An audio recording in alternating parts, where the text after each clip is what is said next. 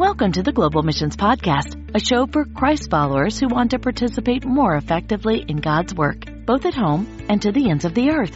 Visit us at globalmissionspodcast.com to find show notes, resources, and previous episodes. You can also follow us on Facebook, Instagram, and Twitter.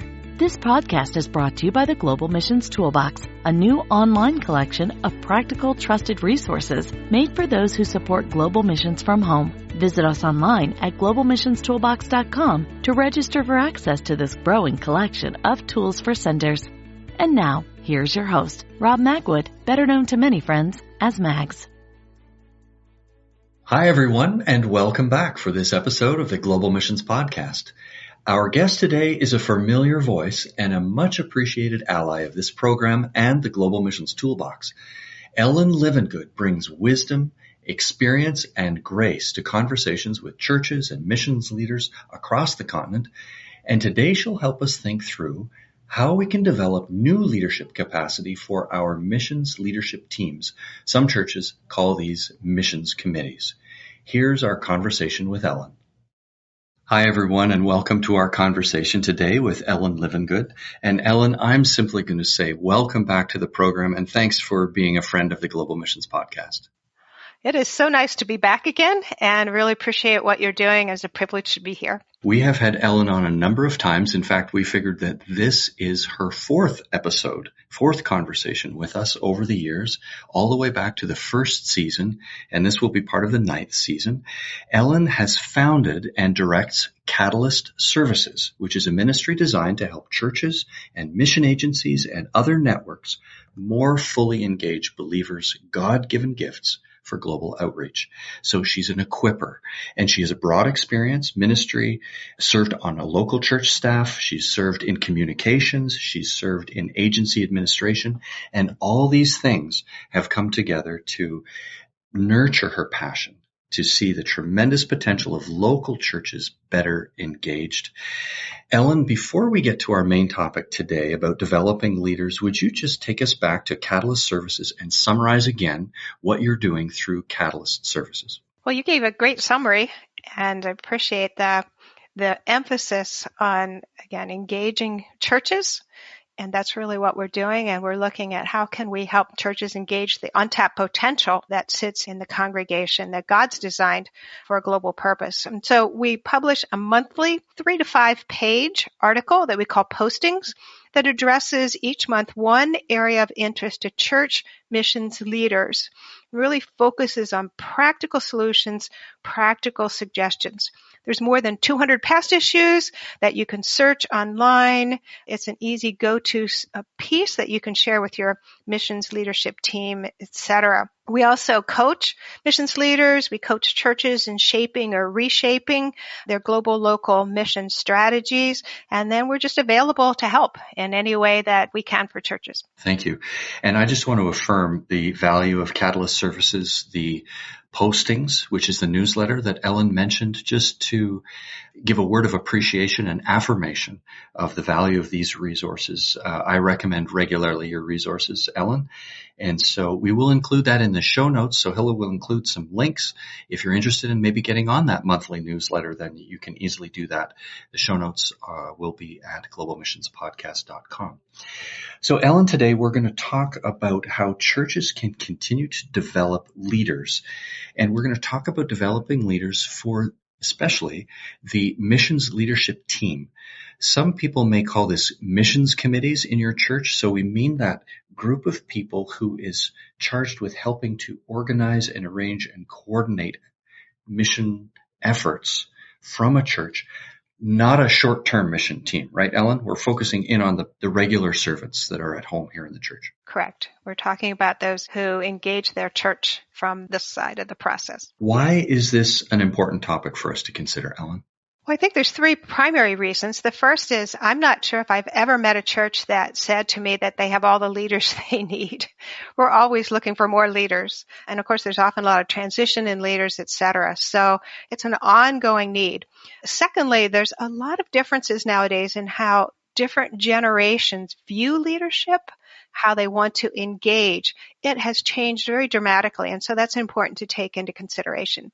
And then third, as churches are rethinking their structures, particularly coming out of COVID, maybe it's even expedited that rethinking process. I think we need to then also think about how we're recruiting leaders and how we're organizing things in order to facilitate what our churches want and feel called by God to do. That's three really good reasons.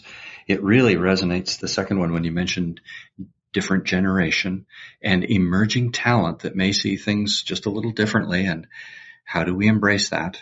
Yeah, I'm looking forward to this conversation, which will really surround one of the articles that Ellen has written for her postings, 7 guidelines for designing attractive mission leadership roles. We won't have time to dive into all 7. And so Ellen has chosen 3 of the 7. We hope this might pique your interest. And what I'd like to do, Ellen, is just list the 7, and then we'll dive into the 3 that you've selected. So would you start by just giving us the full list? Let us hear the full idea here. Here's the list, and they are all built out to a limited degree, at least in the article. But the first is just dividing leadership into smaller pieces built around the gifts and passions of the leaders that you have. And that's one of the ones that we will unpack. The second one is choosing your group name carefully. Again, we've shifted mostly from committee to team, and there's reasons for that. Built around vision, not task. And I think that's a really important one. Why are we recruiting people to this? And it's about what the vision is, not just getting a task done. Fourth one is creating clear strategy and policy guidelines. That makes it work better and makes it more attractive for people to join. We begin with trial sizes, give people an opportunity to test drive, as it were, their fit. And then we also, number 6, need to include celebration. We never want it to be onerous to be on a committee or on a team doing missions. People need to enjoy what they're doing. And then number 7 then is publicly commending the team.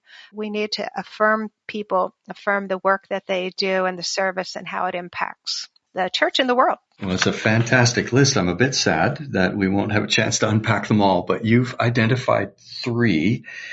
You mentioned dividing leadership into smaller pieces. Shall we begin there? Sure. That's a good one.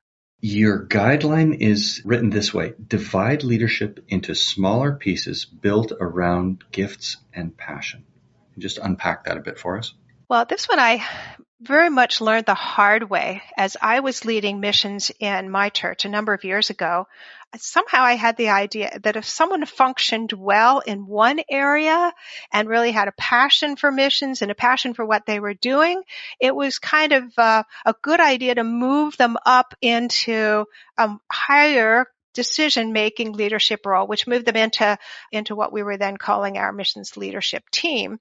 And what I kept doing in that process several times before it dawned on me what was happening was that I moved people out of what they really enjoyed doing into something that they didn't enjoy doing. And so we have to think again about how we're using people. So for instance, you have that group that's going to be making decisions and they're going to be administrating and sorting out things and thinking strategy. Not everybody wants to think about strategy. That just kills some people. That's not their piece. And dealing with problems, which happens at that level. You may have personnel problems. You may have financial issues or whatever. That kind of thing is draining for other people, but it's invigorating for some people. So that's kind of one piece of it. Another piece then is missionary care. And that's a great piece, but that's a kind of person who sometimes we say they just want to love on missionaries, or they just are people that are great at hospitality, or they're just counselor type people who have that kind of gifting that they want to use. And then there's kind of the third category I make is kind of events. Sometimes we put education with that as well. They just like pulling off an event. And one of the values of that is, for some people, is that it's maybe a short-term thing and then it's finished, or at least it's finished for another year. And that fits certain people and certain people's gifting. And they're just all about that big event. They're really good at that kind of thing. And availability too. Not able to contribute all the time, but can pour it on for a season. That's right. They can do it. They say, okay, that's going to be the next 2 months. Yes, I can commit to that. Or because it's happening in the summer when I'm a teacher and I have the summer off, I can do that. So it fits for those kinds of things. Then sometimes there's the addition of a training discipleship team that might be more went for a larger church that breaks that out. But again, certain people are really good at that training or mentoring element. The other essential piece then is communications. Huge importance nowadays, more and more important. As we say, we're in the attention industry, no longer the information industry. But sometimes that can be done even by an individual who doesn't want to be on any team. They don't function well that way. They want to work from 10 o'clock till midnight at home and do their thing. And so we need to think about those kinds of people and how to use them. I love the list. I love how you include what might be the priorities of a missions leadership team too. Ellen, just built in there. I really appreciated the caution that we not promote people. I promote, it maybe doesn't fit exactly, but you know what I mean? Move people out of the sweet spot that they've found. If we found a sweet spot, that's the place to stay.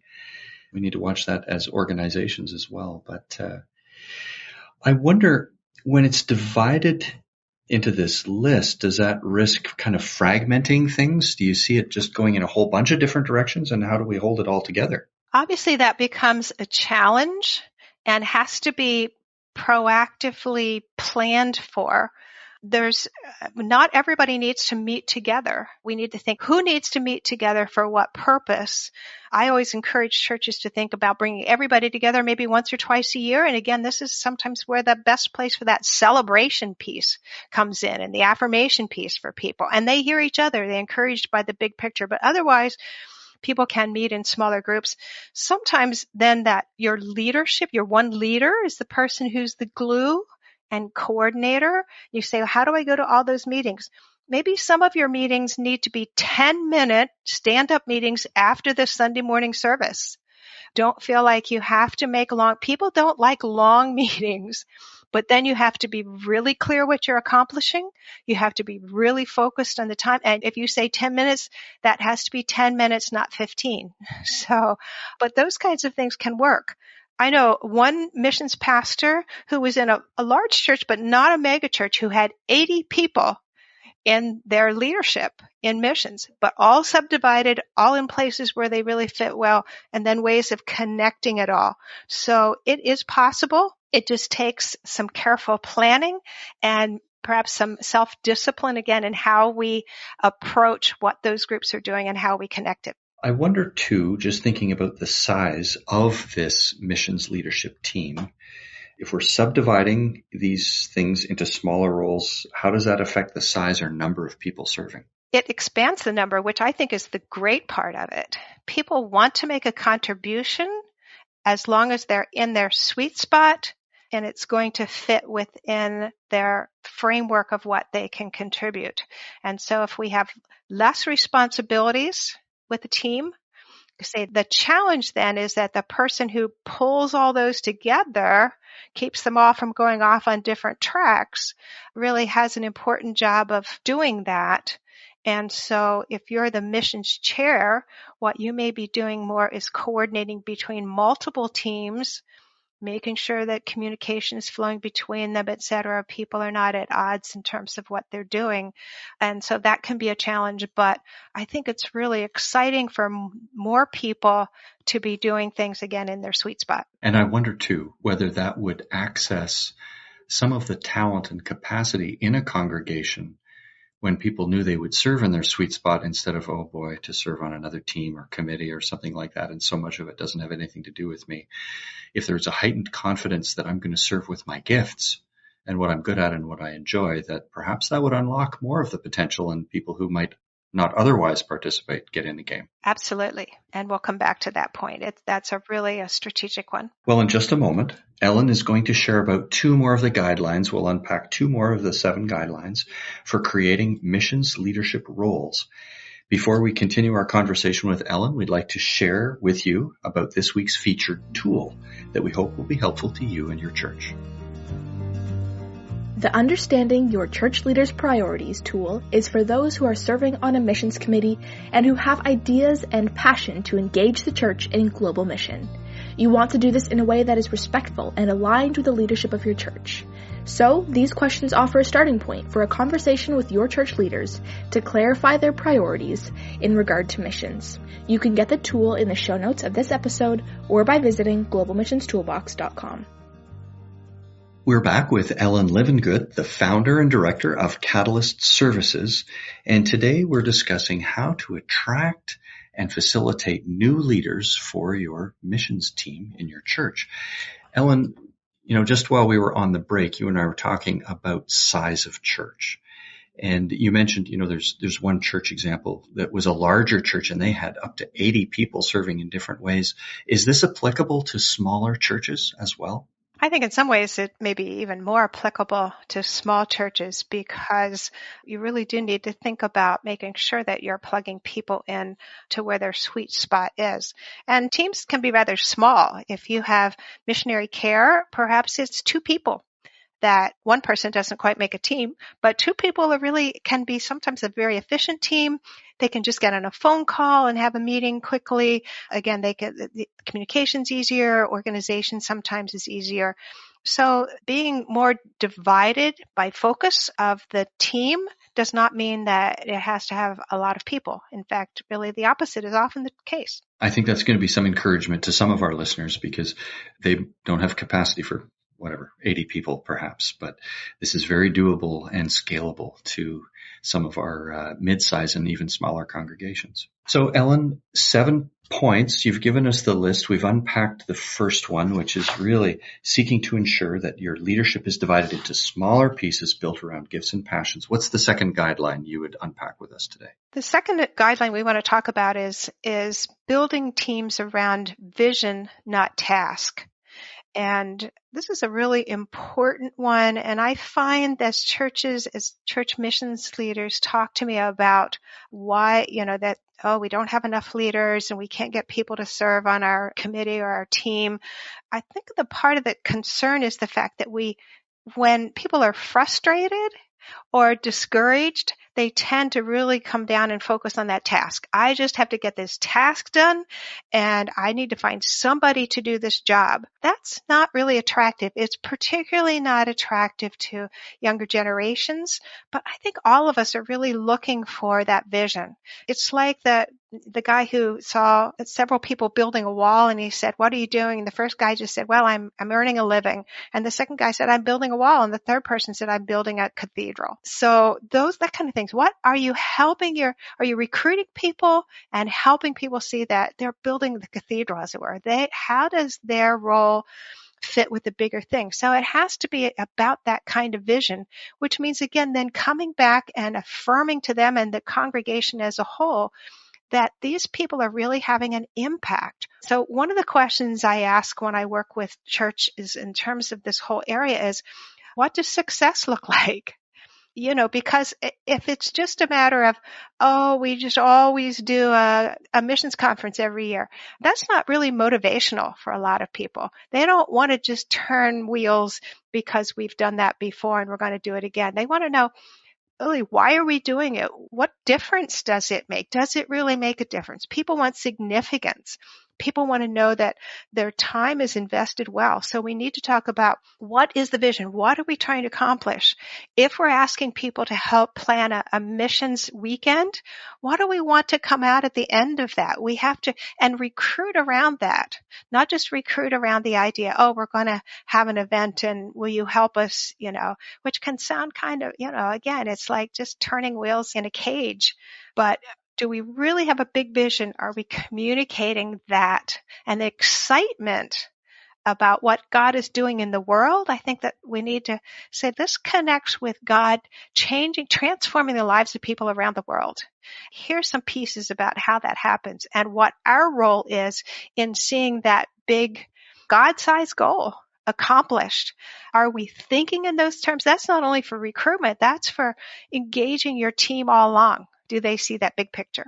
Of course, we want to acknowledge we still need task-oriented people. We need to get things done. And so I hear you just saying we need a wise balance of both. We need vision and strategy. I wonder what suggestions you might have for a missions team that's trying to balance that. How can we step toward a wise balance of keeping both vision, and a high-level strategy balanced with those who are more task-oriented? Part of this comes down as well to not putting people too much in a box in terms of the task. I see this a lot with the younger generation.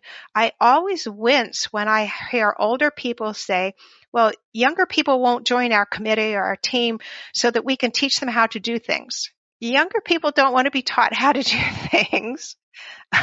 What they want, again, is that big vision and then turn them loose. Now, that doesn't mean there isn't tasks. And, what your point about having a task, you've got to get something done at the end of the day. But how you do it, we can't make that too circumscribed because people want to do it in their way. Younger people want to do it on their time schedule, which may be different. Young parents are going to see something different. For instance, if you've got a lot of, you want young adults, particularly young parents, you may need to do a long weekend retreat where maybe the kids come along and you got a babysitter or whatever, and kind of pack a lot of work into that short period of time. That is also fun, by the way, rather than having a monthly meeting, which may not fit as much in their schedule, or vice versa. Find out what works for them and how they can really feel like you've designed something that they fit into. And I think it leads to the next one that you unpack with us. What's the third idea that we'll go a little deeper on today? Yeah, kind of coming out of the vision piece then is also then strategy and policies. Sounds boring, Ellen. It does sound boring. And 20 or 30 years ago, missions committees had very long policy manuals, and they went on for pages and pages and pages. And it's always funny because sometimes I now ask, do you have policies? And the churches that had these books of policies say, oh yeah, but it hasn't been updated for 20 years. Because it's such a huge task to even think about. So we have to streamline things and all of that. But it's just so essential because I also hear people complaining about, all our mission team it does is every meeting we have, we talk about this, we go around the same issues over and over again, and we never really decide anything because we really, at the end of the day, you don't want to hurt anybody's feelings by making a decision that's going to, if, Elder Jones's grandniece wants to go somewhere and we're not excited about supporting her, nobody wants to say no to Pastor Jones or Elder Jones or whatever. And so they continually circle. It's frustrating. It doesn't go anywhere. It wastes a lot of time. So having strategies and policies, not that you don't ever make some exceptions, there may be, but you don't live by exceptions. There are certain things. I was working with a missions director not long ago, and she said, wow, when we put all these things in place, there's stuff I don't even have to take to the team because it's decided by what we've already done. Or if there's something else, we know where we are, what we're already committed to. Can we add this? It fits the criteria, but here's our restrictions. It really facilitates things. It makes things more objective, so you're not worried about all those subjective kind of one at a time things.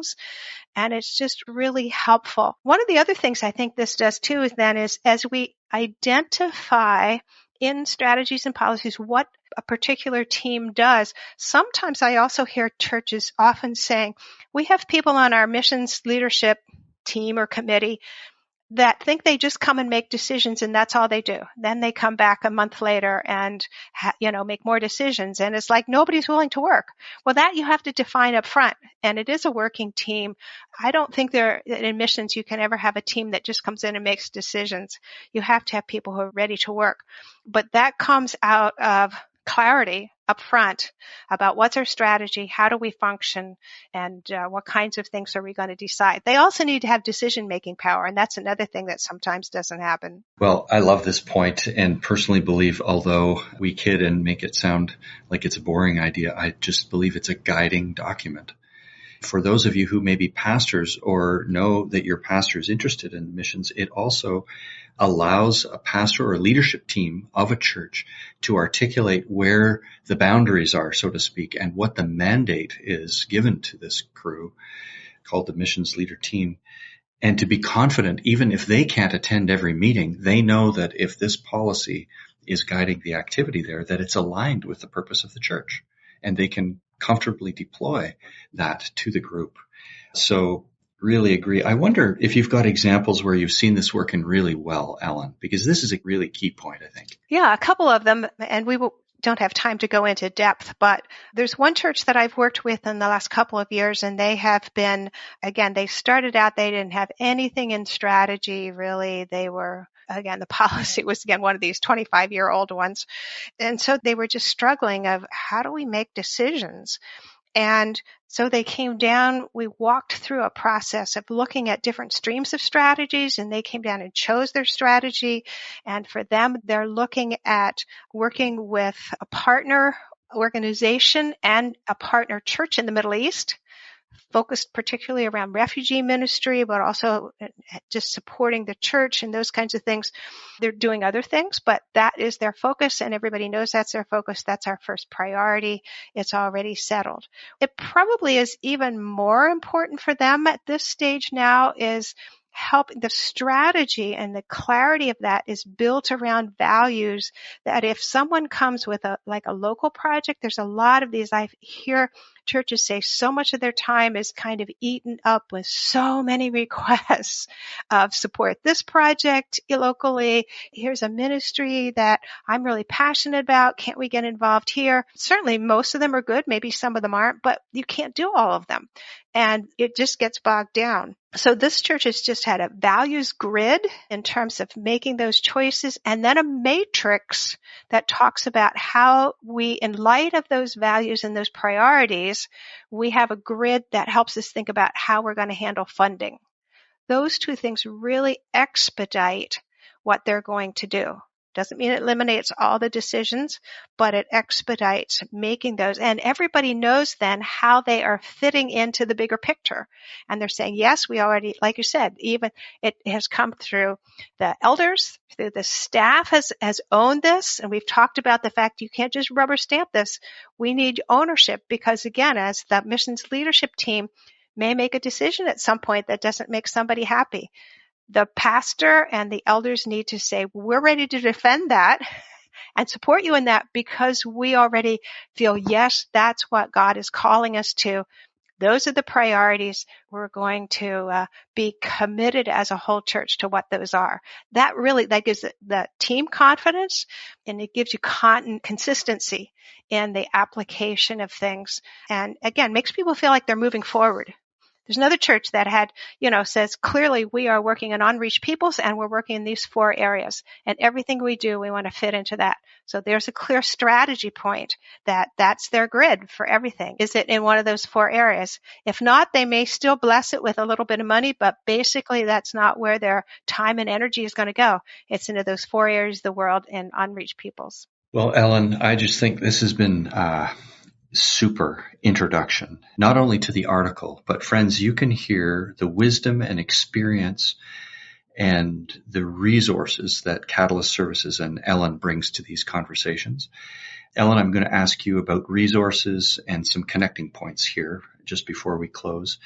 We could only touch 3 of 7. We have the article there. I wonder if you have other resources that you would recommend to our listeners along these topics. On our resources page, you can access all of the postings, and you can access those by topic or actually even just by a keyword. But for instance, if you choose the topic of leadership, you're going to find articles like how to refresh your missions leadership team. And that sometimes, people get weary, and it's really important that you're refreshing them. There's a popular one on stuck. If you're feeling stuck in some places, and it's funny, the illustration we have in that is an upside down turtle who's pretty stuck. Sometimes we feel that way, our 4 feet are going, a mile a minute up in the air and we're getting nowhere. So there's those kinds of things. Then I just mentioned 2 books as well that might be helpful. One is Sharon Hoover's Mapping Church Missions, a Compass for Ministry Strategy.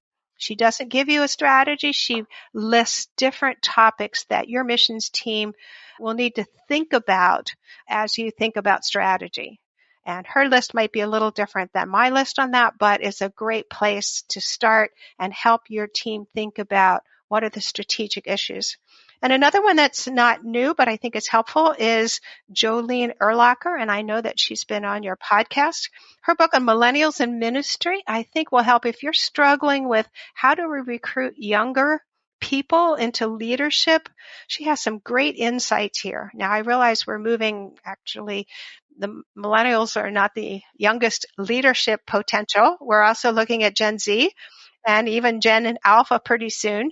But I think there's just a lot of aha moments in this book for many of us that are just really valuable. And you can go back and listen to the podcast as well. But think about who it is that your audience is for recruiting nowadays, because we always want to be moving down, but we need to think about what recruits them. Excellent. And we will include in the show notes the link to the episodes that we have, 2 of them with Jolene Erlacher. Excellent, excellent material. Ellen, if someone in our audience would like to contact you further, what's the best way for them to reach out to you to follow up on these things? The easiest thing is just to write me at ellen@catalystservices.org. And then if we need some direct interconnection, we will schedule a Zoom or a phone call to talk. Sounds good. Ellen functions from an office in the United States. She's in the northern states. For those of us in Canada, she has made trips to Canada and has been very helpful, we'll say it this way, to churches in Canada as well. Really appreciated the way she's gone about that and the grace and wisdom she brings to these things.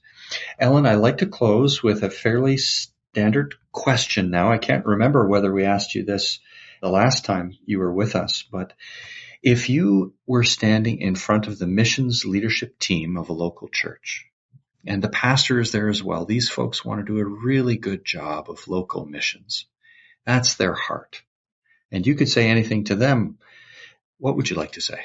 I think in relationship to the whole area of recruitment, which is what we've been talking about here, recruiting people to leadership, it's so important by starting out with listening, not recruiting, particularly with younger generations. But we need to learn about people, sit down at a coffee shop and just get to know them. What's their story? What gets them excited? What gives them joy? What are they frustrated about? What are they frustrated about in the church? Because many of them don't necessarily see the church as fitting what they would like it to be. So as you listen to them well, I think there's opportunities then to say, okay, here's where they might fit in the missions. Or maybe you say, we just want to encourage them and it's not the right time for them. So that personal thing, then really praying about is, how do we help this person grow in their passion for what God's doing around the world? So we're not just plugging holes in our leadership team, but then designing opportunities that fit that person, and also something that helps them grow as a Jesus follower. And that's important too. They're not just there to do a job out there, but also God wants to use their role in missions leadership if that's where he brings them to strengthen how their walk with him. So lots of opportunities, that listening and then matching. Very good words. Thank you. Well, Ellen, so good to connect with you again. Thank you for spending this time with us. May the Lord bless you and Catalyst Services in this season. Thank you for being part of today's episode of the Global Missions Podcast. Thank you very much. It was a privilege to be here. Blessings on each of the podcasts. You do some great interviews, and I hope people take advantage of them. Thanks so much for joining us today. We highly recommend Catalyst and the services they provide. You can find them on the web at catalystservices.org. Ellen is always ready to be a helpful and cheerful servant. This episode is brought to you by the Global Missions Toolbox. We invite you again to stop by our website and check out the online collection of resources, especially for senders, pastors, missions committees, and family and friends of workers sent out to serve in missions. We invite you to join us again in 2 weeks when we'll continue to explore this grand adventure of being Christ's witnesses to the ends of the earth.